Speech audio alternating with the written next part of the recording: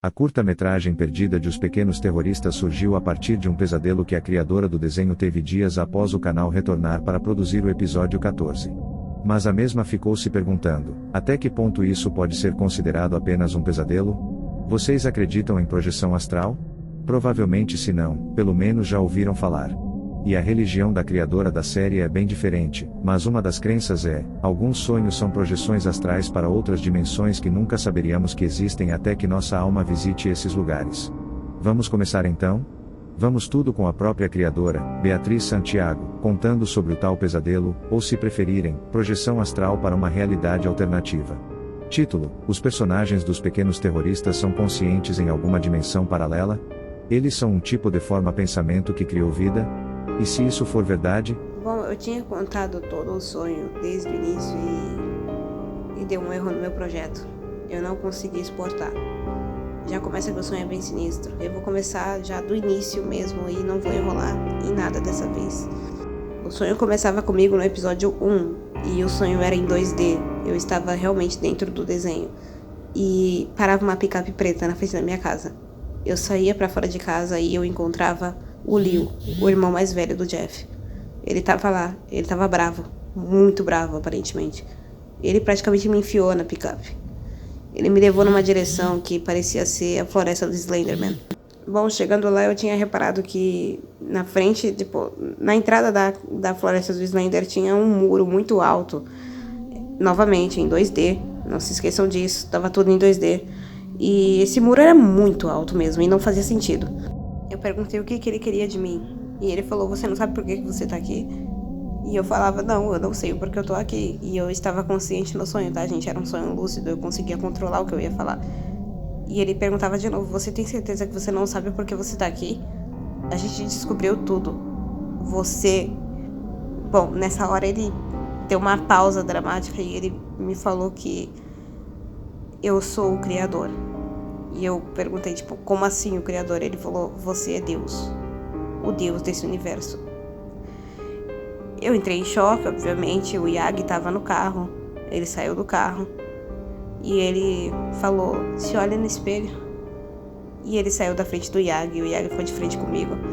E com cara de medo, assustado. Parecia nem me reconhecer direito. Parecia que estava assustado comigo ali. E como se ele tivesse descoberto alguma coisa. E ele olhava pra mim, com cara de choro, sabe? E o Leo falava, se olha no espelho. Eu olhava pros braços do Yagi e havia cortes nele. Eu sofro com tendências suicidas. Eu sofro com problemas de automutilação.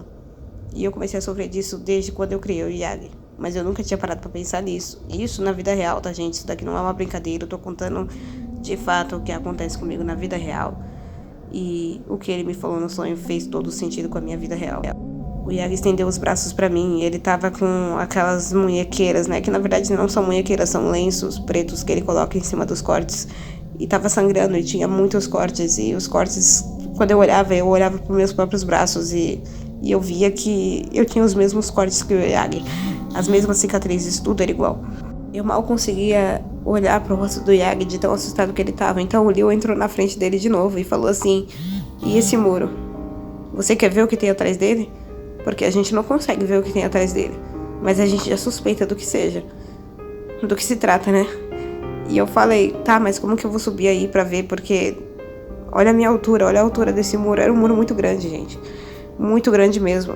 Eu não conseguia ver o fim do muro lá de onde eu tava. Então ele falou pra mim, então eu vou te ajudar a subir. Ele me colocou em cima da picape, ele subiu em cima da picape, me segurou e fez eu enxergar o que tinha do outro lado do muro. Assim que eu olhei do outro lado do muro, com o Leo me segurando, eu consegui ver que tinha, na verdade, um outro frame. Aquele muro era a separação de um frame pro outro. Sim, como num editor, onde você vê a separação de um frame pro outro. E eu via que no frame seguinte eu estaria olhando pra baixo com um olhar de desespero. E sim, gente, foi exatamente o que aconteceu. Eu olhei com um olhar de desespero pra baixo e falei, é o outro frame da animação. E ele falou pra mim, você aprisionou a gente aqui. A cada momento em que a tela fica preta e tem uma transição, ou que você deixa a gente paralisado, como no episódio 9, parte 2, que eles ficam paralisados por um tempo, a gente realmente fica paralisado, porém inconsciente. A gente entra em pânico. E tudo que você faz com o Yagi, você faz com você mesma. O Yagi é uma espécie de voodoo nas suas mãos. Você brinca com ele, mas você recebe de volta. Você é o deus desse mundo, e você é um deus cruel. Da próxima vez que você for fazer alguma coisa, toma cuidado com as suas decisões. Foi isso que ele disse pra mim. Claro que ele disse isso num tom de ameaça. Ele disse que, de agora em diante, cada escolha que eu fosse fazer, principalmente pra vida do Yagi, era pra eu tomar cuidado. E aí ele debochou de mim, falando que tudo que eu fizesse contra o Yagi aconteceria comigo nessa vida. Porque eles são conscientes. Ele me soltou então, ele tava me segurando em cima da picape, me soltou. Eu caí na picape, em cima dela, e torci a minha mandíbula pro lado esquerdo. Quando eu acordei desse pesadelo terrível, eu realmente estava machucada, no mesmo lugar onde eu me machuquei no sonho. Me lembro de, na hora de ter acordado, que eu comecei a contar pros meus amigos, eu corri pra contar pros meus amigos que eu tinha tido um pesadelo horrível, que não parecia um pesadelo, parecia mais uma projeção astral pra uma realidade alternativa, e que eu tinha descoberto que os pequenos terroristas são conscientes nessa realidade.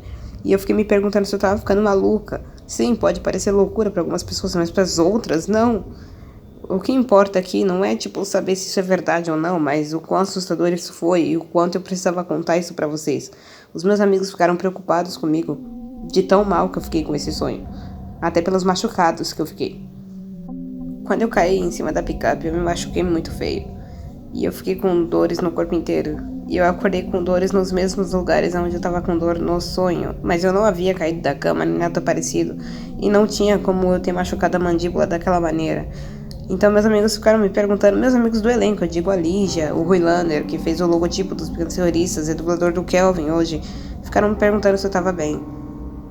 E eu pensei, a única coisa que eu posso fazer sobre isso é fazer um vídeo.